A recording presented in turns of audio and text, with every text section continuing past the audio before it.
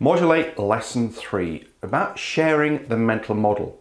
As discussed in a number of the previous lessons, the goals of non-technical skills programs are to create the shared mental model for the team to be prepared for the task, to update the model as the task is carried out, and then learn from what went well, why, what didn't go so well, and how to improve it for the next time.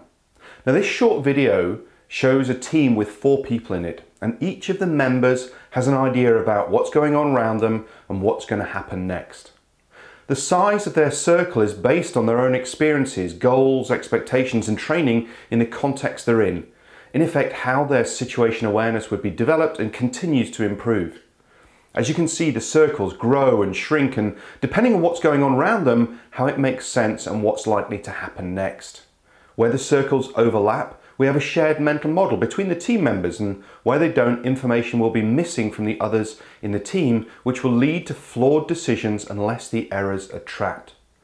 Now, in the context of diving, this shared mental model is about understanding what will happen on the dive, what the likely hazards and risks are, what the end dive limits are, which is normally dive time or minimum gas for open circuit, or dive time and maximum decompression overhead for closed circuit diving.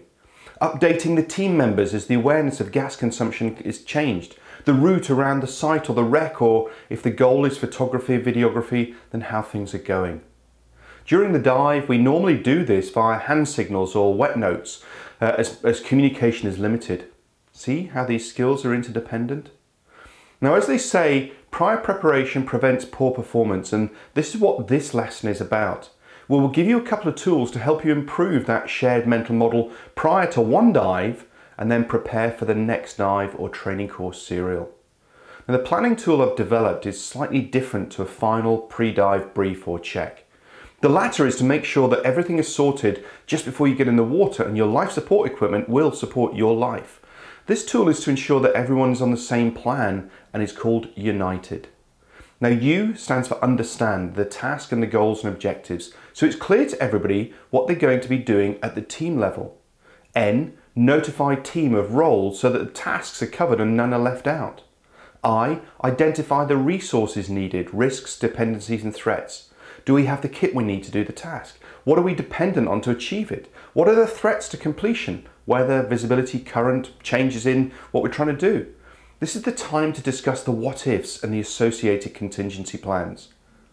T, test the plan, including any go, no-go limits or points.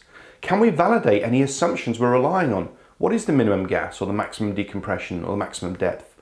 All need to be covered so that it's easier to end the dive when the limits are reached, or actually before we get there. E, establish emergency or contingency plans. How many times have you actually discussed what you're going to do? If you're diving in a standard team, then they're likely to be known. But what if someone joins the team? D, determine the time and place of the debrief.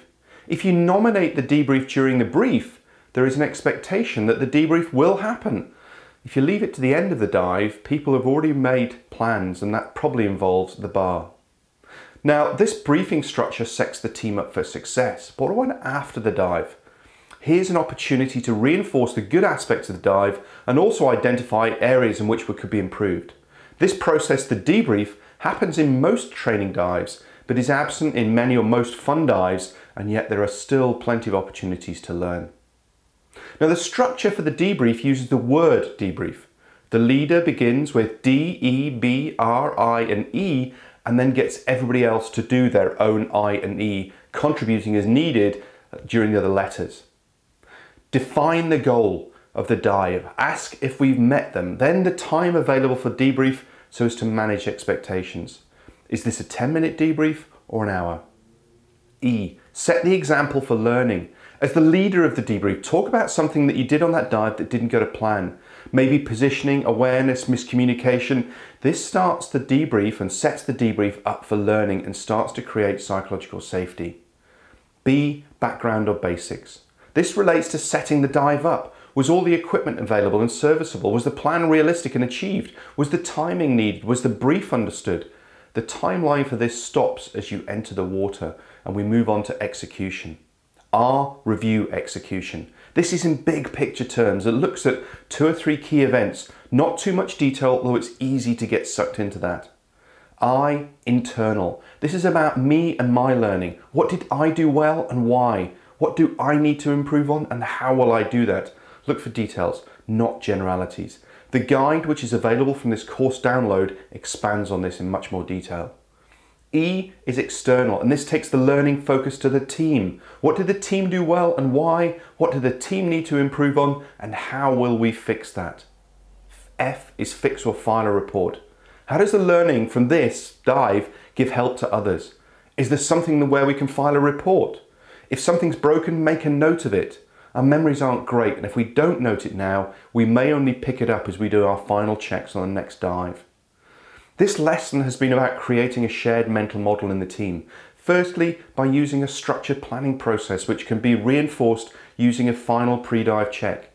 And secondly, by learning what happened on that particular dive using a brief. There's a great quote I heard which sums this up. A lesson is only learned if there is a conscious decision to accept the current situation or you've put something in place to address the weakness or opportunity. Otherwise, it's just a lesson identified. And there are far more lessons identified than learned. The next lesson looks at how teams evolve and why we shouldn't be surprised when teams don't work or the approach taken by the instructor or leader isn't working.